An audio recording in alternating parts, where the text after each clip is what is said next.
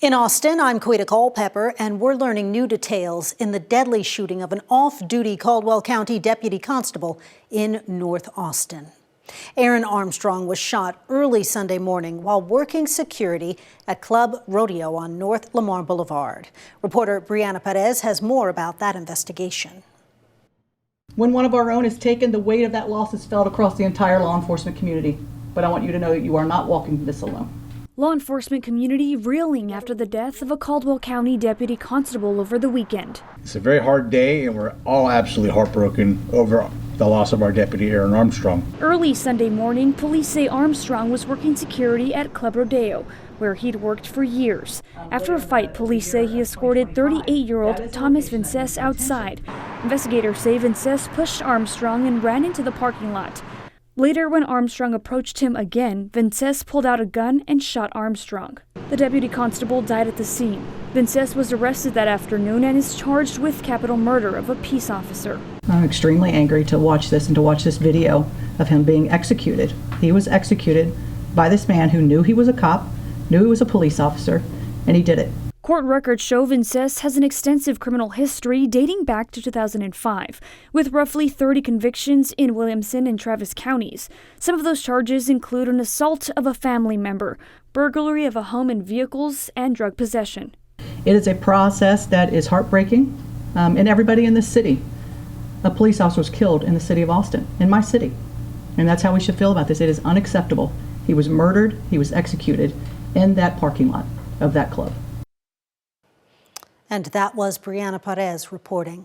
Police also say an acquaintance of Vinces, Ronaldo Colindre Simon, tried to drive away after the shooting and ran over Armstrong's arm. He's charged with assault on a peace officer.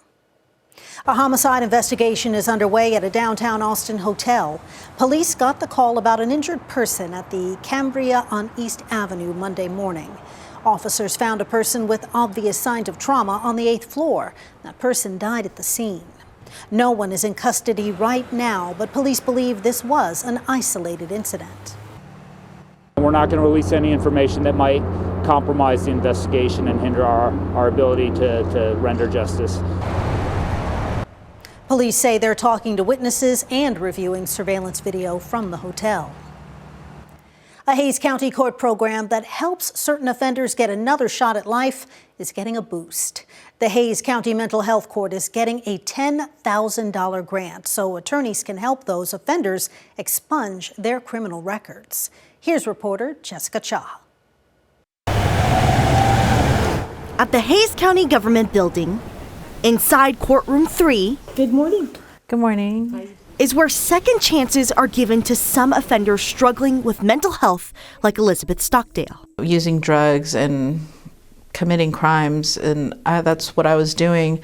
And I started to go to jail a lot. Between 2013 and 2023, Stockdale says she was dealing with misdiagnosed bipolar and an unresolved personality disorder. I stopped taking my medications, and that caused me to start drinking and using because I was trying to cope with the mental disorders that I have. At the height of her addiction and depression, she was charged with a misdemeanor.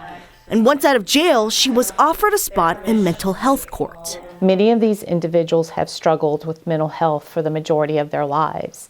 And this is an opportunity for them to get the help that they have often not had in the past. Judge Elaine Brown has overseen the program since 2023. She says mental health problems and criminal activity often go hand in hand, but jail isn't always the solution. If we don't address the mental health problems that people have, their mental illness continues and many times worsens. And so they have a revolving door then with the jail or with the hospitals, and that's not serving anyone. Which is where the mental health court comes in. Over the course of up to 18 months, defendants meet with Judge Elaine, caseworkers, clinicians, attorneys in courtroom 3 to check in. And after all that, some will be able to have charges expunged from their records. At first, and we'd all be kind of like, I don't want to be here. But then as time went on and the years passed, we were like, hey, it's good to see you. Like, hey, I'm glad you're here. And the conversation and the dialogue changed dramatically because we had been, taking care of ourselves, getting the help that we needed. Stockdale just graduated from the program in December, changed for the better. Get another chance to show that they are sorry, you know, that they didn't mean that. It was their mental illnesses that were driving them to make, you know, do behaviors that they wish they could take back. And that was Jessica Cha reporting. So far, 36 people have graduated from the program with a 93% success rate. That means they've not run into trouble with the law again after leaving mental health court.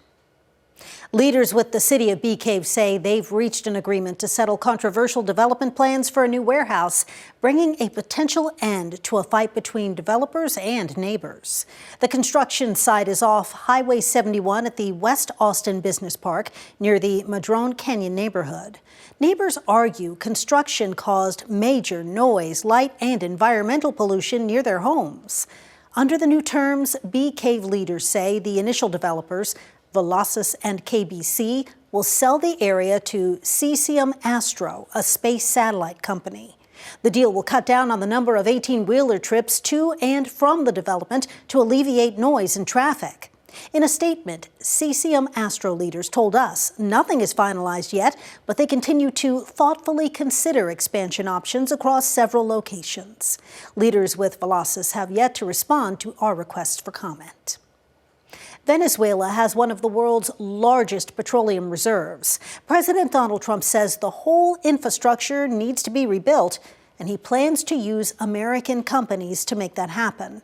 But one expert we spoke with says those companies may not be interested. Here's reporter Daniel Perot. Good night. Happy New Year.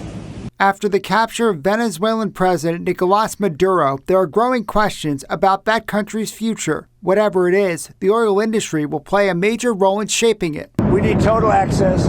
We need access to the oil and to other things in their country. American companies have tapped that supply for decades. But since Venezuela nationalized its oil industry, output has plummeted. The 500,000 barrels a day that Venezuela sends out to the global market is about 0.5% or less of the global oil market. President Trump says American companies will be recruited to invest billions to refurbish the oil industry in the country. It's heavy oil. It's rather physically difficult to get to market. University of Houston energy fellow Ed Hurst says getting significant production back online won't be easy. It's not turning on a tap. Rebuilding an industry that's been neglected for essentially 24 years is going to take time and a lot of money. As for what it will mean for Texas, the largest oil-producing state in the U.S., nothing. Absolutely nothing. Hurst says it won't change gas prices or lead to more drilling in the short term. Longer term, he says he doesn't see this as a financial windfall for U.S. oil and gas companies, who he says won't be jumping at the opportunity. It's going to be difficult to get someone to really want to go down there and do this. We don't know what the rule of law is going to be. On NBC's Meet the Press on Sunday, Secretary of State Marco Rubio said it isn't about getting more oil. The U.S. has plenty. What we're not going to allow is for the oil industry in Venezuela to be controlled by adversaries of the United States. As President Trump pushes to get the oil flowing again, Hurst says U.S. companies will have to weigh whether the investment is worth the risk. They're not going to do it unless they can see a path out for that money. And that was Daniel Perot reporting. The only Texas oil company that still operates in Venezuela is Chevron. It produces about 150,000 barrels a day. We reached out to the company today to ask about its future operations in Venezuela. A spokesperson says Chevron is focused on the safety and well-being of employees and integrity of its assets. Those are the headlines happening in Austin. I'm Quita Culpepper.